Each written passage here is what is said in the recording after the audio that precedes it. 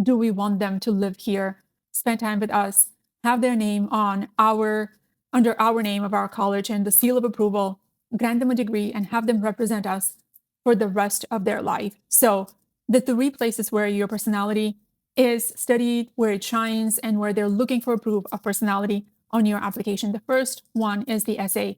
No surprise there. I believe you have already thought of that. So yes, this one is a big one.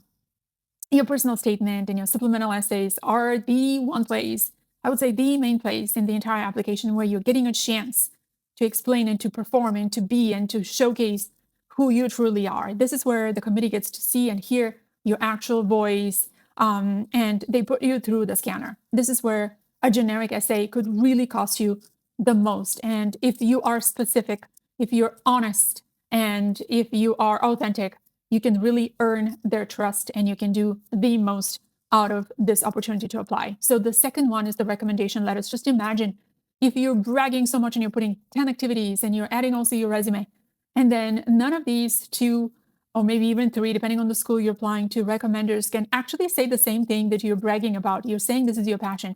You're saying this is what you have done, and this teacher has been teaching you. And one of them is, most likely humanities teacher, as it should be.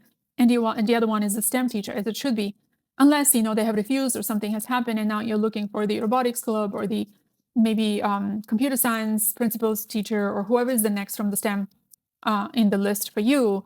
These teachers should be able to vouch for what you're saying. They should really have seen the inclinations you're claiming to be, to be the most prominent part of your application. There should be some inkling.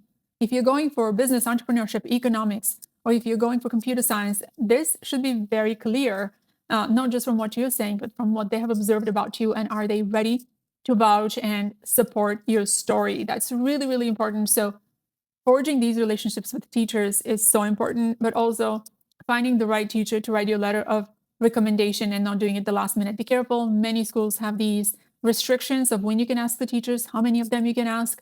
So this definitely makes it a little tricky because they want to give a chance to everyone and they don't want you to kind of beat everyone to the game and go and ask first.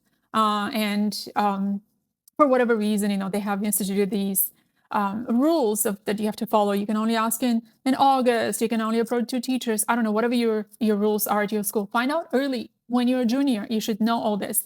You should be prepping for everything related to college minimum 6 months ahead of time. All right, back to what really matters now is, so we said essays and then the letters of recommendation, they need to support everything else that you're saying on your application. Now,